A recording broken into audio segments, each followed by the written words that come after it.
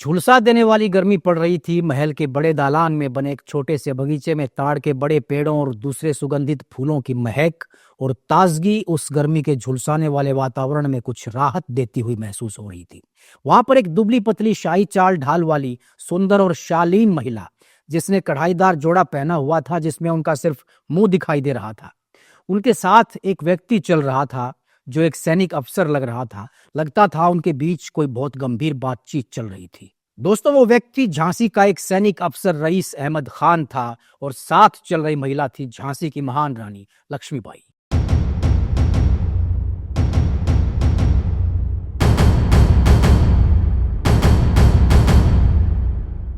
गंगाधर राव की मौत के बाद जब ईस्ट इंडिया कंपनी ने दामोदर राव को उत्तराधिकारी बनाने से साफ मना कर दिया और रानी लक्ष्मीबाई के झांसी पर दावे को गवर्नर जनरल लॉर्ड डलहौजी ने खारिज कर दिया, तब रानी ने कहा था कि मैं अपनी झांसी नहीं दूंगी।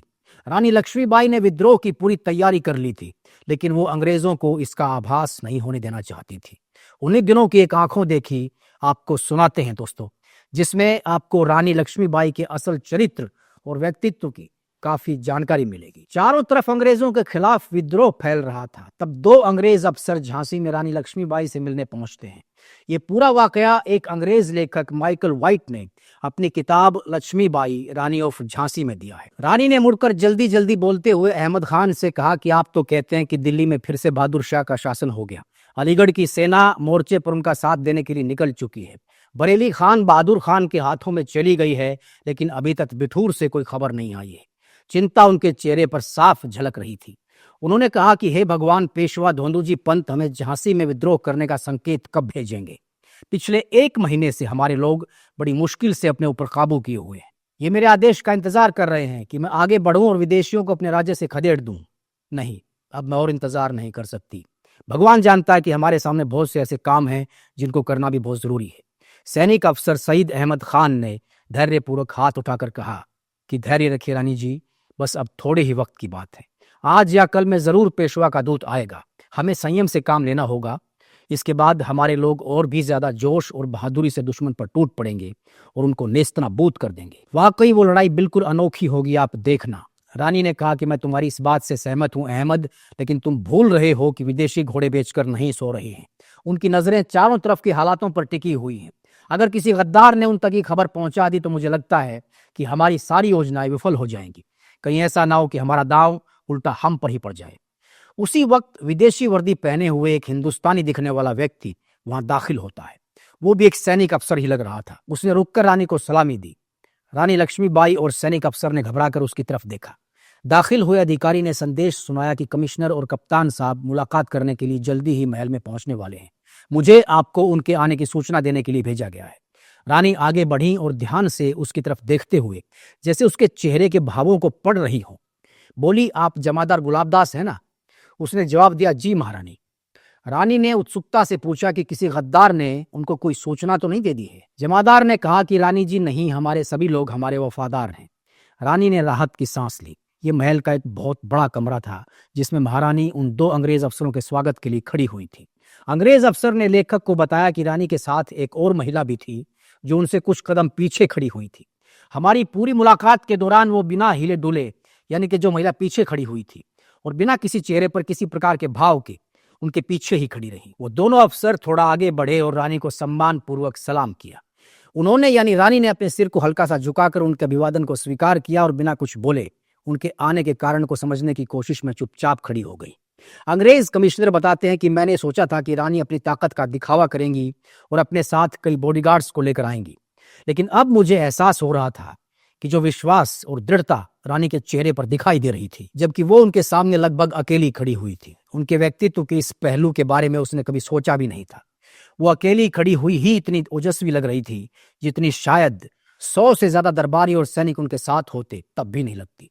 उस वक्त वो जिस शाही अंदाज में वहां पर खड़ी हुई थी, यही एक वजह नहीं थी जो उनको खास बनाती थी, बल्कि कुछ तो था जो हिंदुस्तान की आम महिलाओं की जो तस्वीर पेश की जाती है उससे रानी लक्ष्मीबाई को अलग करता था। उनके हाव भाव और चेहरे की हर रेखा में चरित्र की दृढ़ता और आंखों की चमक, उनके हर शब्द में एक रहस्यमय शक्ति थी जो जैसे चेतावनी दे रही थी कि उनको किसी सरल संकोची यानी शर्मिली और जनाना किस्म की युवती से नहीं निपटना है।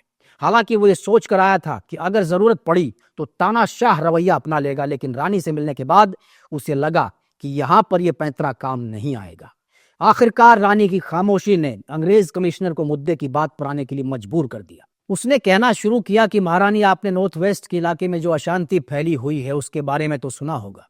रानी ने जवाब दिया कि कुछ खबरें मेरे कानों तक पहुंची हैं, लेकिन इन बातों पर मैं ज्यादा विश्वास नहीं करती। अंग्रेज कमिश्नर थोड़ा गंभीर होते हुए बोला, मुझे डर है कि वहां जो हो रहा है यहां पर भी इसका असर हो सकता है। इसलिए महामहिम आपसे अनुरोध है कि झांसी में किसी भी तरह की अशांति फैलती है या विद्रोह होता है तो आप अपने प्रभाव से उसको दबा दें। अगर आप ऐसा करके ब्रिटिश सरकार से सहयोग करेंगी तो मैं सरकार की तरफ से पर्सनली एक गारंटी देता हूं कि इसको सरकार नजरअंदाज नहीं करेगी।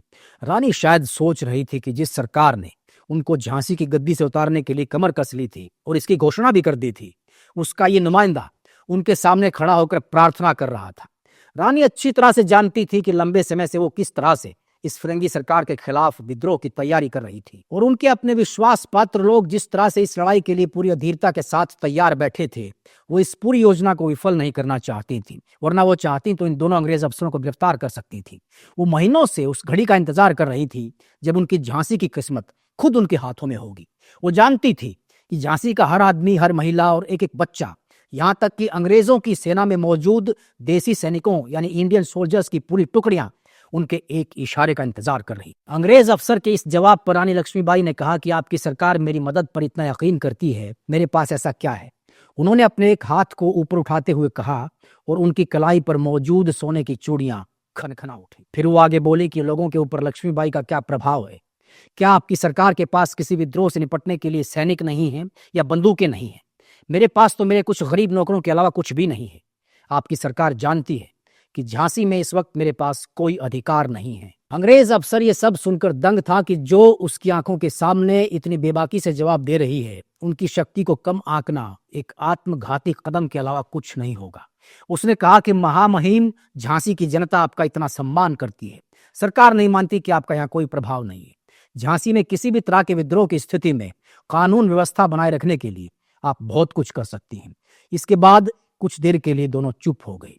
लगा शायद एक दूसरे की डिप्लोमेसी को समझने की कोशिश कर रहे हो। रानी ये जानने को उत्सुक थी कि कहीं अंग्रेज सरकार के मन में उनकी गुप्त योजनाओं के बारे में कोई शक या संदेह तो पैदा नहीं हो गया है।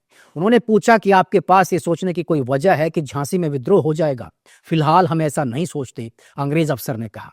तब रानी ने कहा कि अगर ऐसा होता भी है तो आपकी फौज में जो देसी सैनिक हैं उनकी वफादारी पर आप भरोसा कर सकते हैं। अंग्रेज अफसर ने जवाब दिया कि बिल्कुल, हमारा भी यही मानना है कि वो अपने कर्तव्य के लिए ईमानदार रहेंगे। फिर आप मेरे पास क्यों आए हैं? मुझे लगता है मेरी मदद की तो आपको जरूरत ही नहीं पड़ेगी। अब अंग्रेज समझ गया था कि लॉजिक के मामले में रानी उससे जीत रही है, इसलिए वो थोड़ा हड़बड़ा गया और उसने वापस मुद्दे पर आना ही बेहतर समझा, क्योंकि उसे एहसास हो चुका था कि ये युवा रानी उसकी बातों का टाल मटोल जवाब दे रही है। उसने सख्ती से जवाब देते हुए कहा कि आपको इन्फॉर्म करने के लिए आया हूं और ये मेरा फर्ज भी है। आपको बता दूं कि यहाँ के लोगों में किसी भी तरह की गड़बड़ी के लिए ब्रिटिश सरकार आपको जिम्मेदार ठहराएगी। अब रानी की भौहें चढ़ गईं और एक विरोध के स्वर में उन्होंने जवाब दिया कि कमिश्नर साहब, आप शायद भूल रहे हैं कि आपकी सरकार ने मुझे कैसी हालत में डाल दिया है। उन्होंने मुझे झांसी की गद्दी से ही नहीं बल्कि मुझे मेरे पति की पर्सनल प्रॉपर्टी से भी बेदखल कर दिया और उनके कर्ज चुकाने के लिए जो थोड़ा बहुत भत्ता दिया जाता था उसको भी बंद कर दिया गया है। गरीब लोग अपने दुख दूर करने के लिए मेरे पास आकर मदद की गुहार लगाते हैं, लेकिन मैं कुछ नहीं कर पाती। हर रोज ब्राह्मण मेरे द्वार से भूखे लौट रहे हैं, मैं उनकी मदद नहीं कर पाती। मैं समझ नहीं पा रही हूं कि इस अशांति के लिए मुझे कैसे जिम्मेदार ठहराया जा सकता है। आप किसी पहरेदार के हाथ काट कर उससे खजाने की सुरक्षित पहरेदारी की उम्मीद कैसे कर सकते हैं? बड़ी ही अजीब बात है कि आपकी सरकार खुद आपके अपने सैनिकों की वफादारी के लिए भी मुझे ही जिम्मेदार ठहराती है। अंग्रेज ने कहा कि नहीं, ऐसा नहीं है, लेकिन जैसा कि मैंने आपको सुझाव दिया महारानी कि किसी आपात स्थिति में आपको कार्रवाई करनी ही पड़ेगी। इसके बाद दोनों अंग्रेज अधिकारियों ने रानी को प्रणाम किया और उनकी तरफ देखा। वो प्रणाम के जवाब में हाथ जोड़े हुए खड़ी थीं, लेकिन उनके चेहरे पर एक कठोरता के साथ विजय के भाव साफ दिखाई दे रहे थे।